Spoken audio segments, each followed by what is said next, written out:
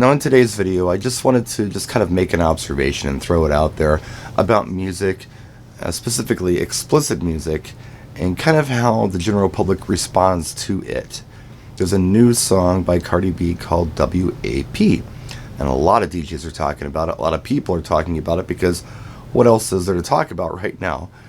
Promo only has like 7 different mixes of it. There's a radio edit, there's an instrumental, and the song is just in your face, explicit in every way, in the subject matter, in the words they're using, the 4-letter words, stuff you could never play on the radio without a heavily edited track.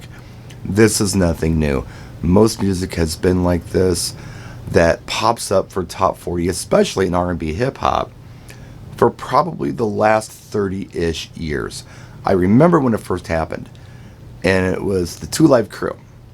The album came out, As Nasty As They Want to Be. The track was Me So Horny. And I'll just tell you, I was there, and it was hilarious. We didn't look at this like a song that we were ever going to hear on the radio. This was a party album, like the old Blowfly stuff from the 70s, or the comedy albums from Red Fox, or Richard Pryor, or Eddie Murphy. It was something to put on at home at a party, and everybody could laugh at it just because it was so incredibly ridiculous. Nobody took it seriously. It was more like comedy. But the song was so good, Me So Horny, they made a radio edit of it, and it got airplay, and it charted. And that kind of began a trend of things to come. So it's a very normal thing now. Before that, there were songs with a lot of innuendo in them. Some people knew what was going on in the songs, but not everybody did. And this goes all the way back to the beginning of pop music. I mean, Cole Porter was talking about birds do it, bees do it, let's fall in love. Well, a lot of people knew what the birds and bees were doing, but some people didn't. So I guess it slipped past, and it got play, and it was an accepted song. Starland Vocal Band's Afternoon Delight. I was watching a YouTube reactor check that song out for the first time last night, and they caught it right away. If you don't know what the song's about, give it a listen and figure it out. But a lot of people didn't know what they were talking about. My mother had no idea what they were talking about in that song. She wasn't paying that close attention. It was just a catchy tune. There are a lot of songs like that.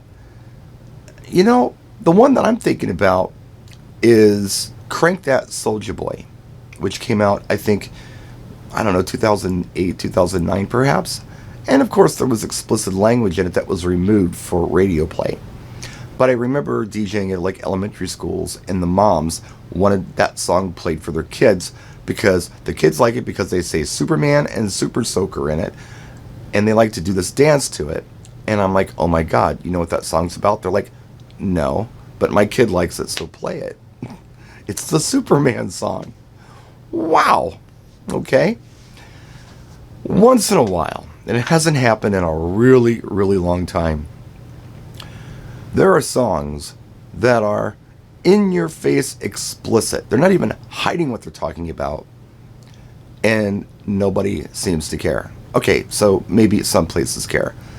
The one I'm thinking about is Frankie Goes to Hollywood Relax. I saw somebody react to that song, and when I clicked on it, I'm like, oh, this is a cool song. I wonder what they think of this tune. They'd never heard it before, and they're listening to it like, oh my God. It never occurred to me what they were talking about in that song, but I guess it was just because it was accepted here in the States. I guess they ban it on the radio, or BBC anyway, over in the UK, but here they didn't. Somebody pointed out to me the other day that I wore a Frankie Say Relax, Don't Do It t-shirt in 6th grade, and I remember having that shirt when I was like 12.